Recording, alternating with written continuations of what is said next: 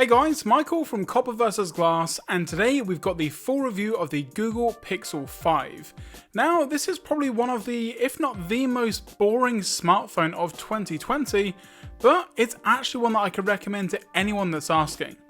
Let's take a look. So, let's start off with the design. And like I mentioned in the intro, that also is a little bit boring and uninspired. But not in a bad way. We don't have the crazy design of some other releases this year, there's no crazy multicolored glass back or huge camera hump, but what we have is an understated design that fits really nicely in the hand. All of the buttons are on the right hand side, and you'd also have a slight difference in texture for the power button, which is chrome, and the volume buttons, so you can easily find them if you need to. Now, as you can see here, I do have the Pixel 5 in the sort of sage colour, and it's actually really nice. In certain light it does look more blue than green, but overall it's a really nice colour, and the chrome accent on the power button just kind of finishes off the overall nice design. The top houses the microphone, and the left hand side only has the SIM tray, and then at the bottom you do have the speaker, mic and USB Type-C setup that we found on Android for many years. Around back you've got the same chrome accent for the Google logo down here at the bottom, and it does also have a very nice texture to it as well. It's kind of hard to explain, but overall it feels really nice. And of course around back they have brought back the tried and true tested fingerprint sensor. Now, this is one of the best fingerprint readers that I've used on any device. It is super quick to set up, and I've had no misreads whatsoever. Now also you do miss out on things like face unlock that you may have on some other devices, but I would take a really fast and reliable fingerprint sensor over that any day, especially at the moment with wearing masks and things. It's just a really quick, simple and secure way to get into the device. And it also doubles as a notification pull down if you're into that. Now, there's been a lot of talk around the fact that the Pixel 5 has an aluminium frame body, but it is also capable of wireless charging. Now, while that's technically true, that's not the full story. Like I mentioned, the back is kind of hard to explain, and that's actually because it's made of completely recycled material. It does have a nice texture to it, but you can also hear if you knock on the back of the device exactly where the cutout is for that wireless charger, but it doesn't necessarily impact feel in the hand. It still feels very solid, and it doesn't feel hollow or feel hollow in any sort of way.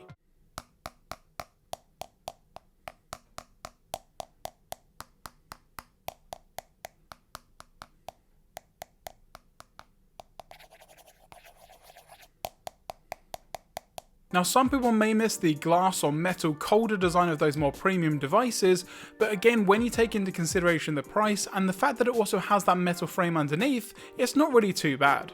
The wireless charging around back and the cutout in the frame also allows for reverse wireless charging, so if you do have some wireless headphones like I do here for example, you can just set them down on the back once you turn it on in the notification tray, and then you're ready to go and you can charge things wirelessly on the back of your device. Now, don't get me wrong, this isn't the fastest charging out there, but if you need a little bit of charge on your wireless headphones in a pinch, then it does the job really well. Now, if you're not a fan of the two colours that they offer, being black and sort of sage, then you can get a skin from somewhere like D-Brand, or you can get a case from Spigen, and they will definitely have you covered.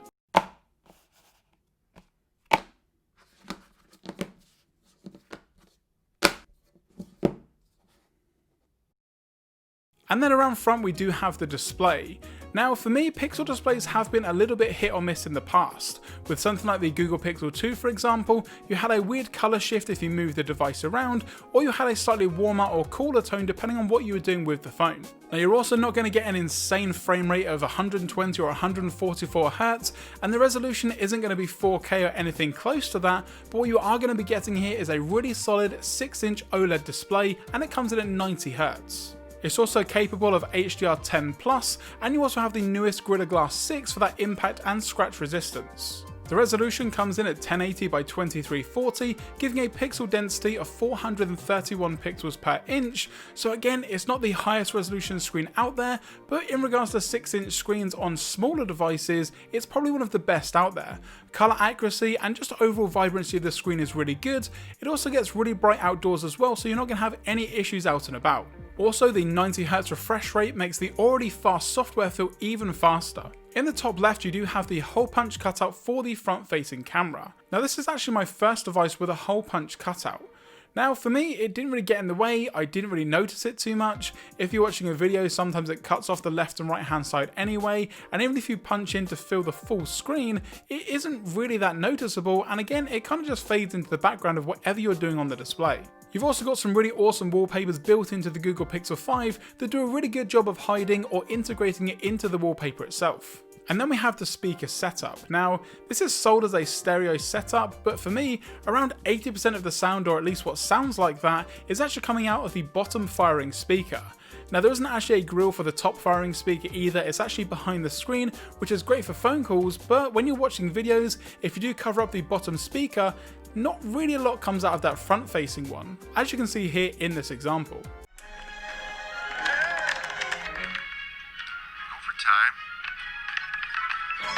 magic faded away.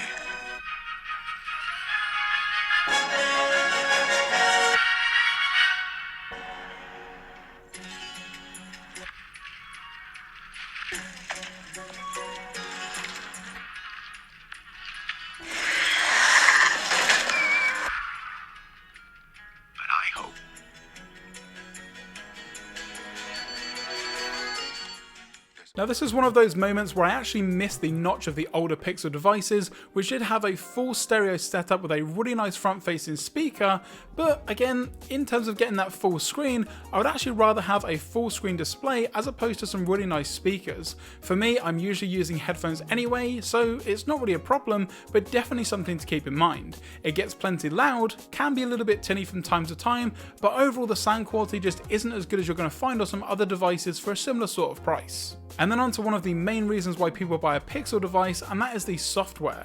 It's the first to get the newest version of Android. You can also opt into betas as soon as they're available, and of course the Pixel 5 comes with Android 11 straight out of the box. Now that means that you have all of the bells and whistles of Android, but with the Google touch to it. So you've got a load of really awesome features within the Google Assistant, so in regards to call screening, and it also can wait on hold for you as well, which is coming very shortly here in the UK. So it's got some really nice features to it that you may not find on some other devices. Now the skin itself can't really be called a skin because it's just how Google want Android to look, so it is very simple, but at the start of this video I mentioned that I can recommend this phone to everybody, and that is because of the software. I think one of the main reasons why a lot of people go for iPhones, for example, is because the software is simple to use and everyone can use it, and I kind of think the same with stock Android. It's really user friendly, everything's exactly where you would expect it to be, so for me it's one of the better operating systems out there in regards to mobile usage for everybody. You do also get the usual suspects of dark mode, and you can also affect things like the notification shade pull down, where you can change the look of the icons, and you do also have a new look and feel to the way that you apply the wallpapers. Overall, it's a really nice step up from what we've had on previous Pixel devices. And then we get to the internals, and inside the Pixel you're going to find the Snapdragon 765G. Now, yes, it's not the newest 8 series of Snapdragon processor, but it does a really good job. I had no issues at all with a ton of applications open in the background, moving around the OS was fast and fluid, and that is also helped by that 90Hz display, but overall I didn't really notice any difference coming from an 8 series of Snapdragon devices down to the 765G. Also, if you are worried about gaming on the Pixel 5, I've done a full dedicated video on gaming, and that's going to be linked in that description down below. Safe to say that playing any sort of game on this phone is going to be perfectly fine. Call of Duty Mobile runs at a very smooth 90 frames a second on high settings, so again, that processor shouldn't really worry anybody. If anything, it's a good thing because battery life on the Pixel 5 is actually incredible. Now for me, I was easily able to get 7 hours of screen on time with heavy usage. Now I actually went into the developer options and enabled forced 90Hz, meaning that my display was at 90Hz all of the time.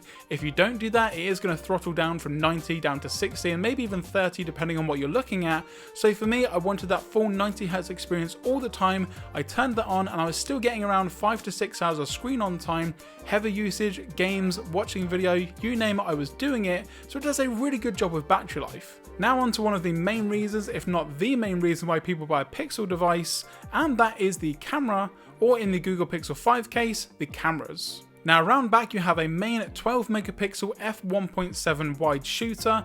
Now this one is kind of good in the way that it actually processes photos, however the sensor itself actually comes directly from the 2017 Google Pixel 2. So I think next time with a new line of Pixel devices next year, maybe they should upgrade that sensor and get even more out of it. Imagine a really nice sensor like what you find on the iPhone or a Galaxy device with Google software that's going to produce some really nice images. And new to the Pixel this year is a 16 megapixel f2.2 ultra wide.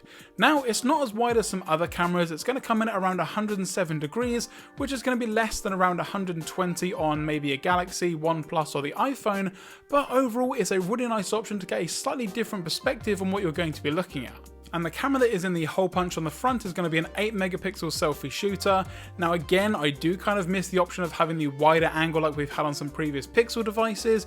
It's a little bit close for my liking, but it's actually really quite nice, produces nice images, and of course portrait mode looks incredible. Video for the first time on a Pixel comes in at 4K 60 frames per second, and it actually looks really nice.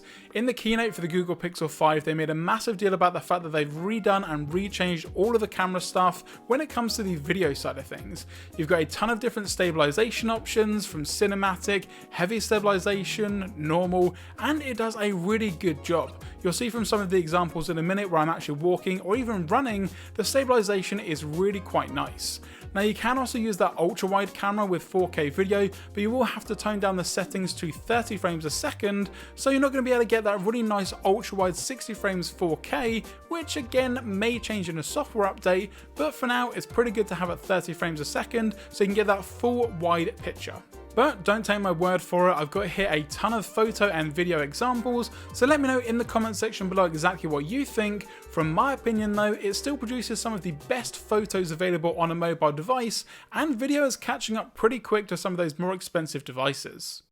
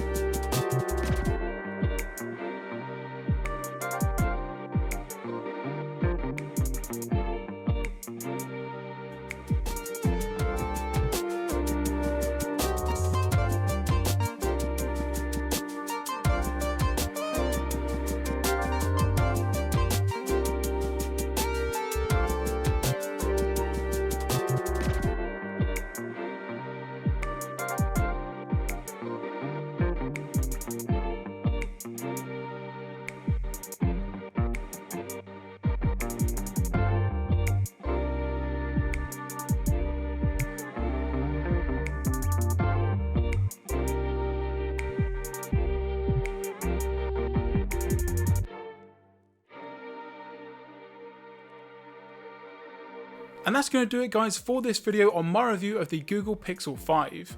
Now this for me is one of the best phones that I've used in a very long time. Yes, it may be a little bit boring, it doesn't have all the bells and whistles of some of those more expensive flagship phones, but it does a really good job of exactly what you need it to do.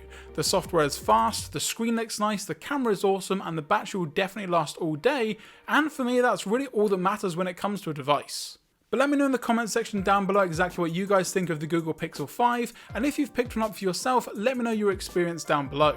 And if you enjoyed this video, be sure to give it a thumbs up down below. If you've got any questions or comments, let me know in the comments or on Twitter at Copper vs Glass. If you're not already subscribed, now's a great time to do so, and once you are subscribed, turn on that notification bell so you're notified anytime that I post a new video here on the channel. I'm Michael from Copper vs Glass, thanks very much for watching, and I will catch you guys in the next video.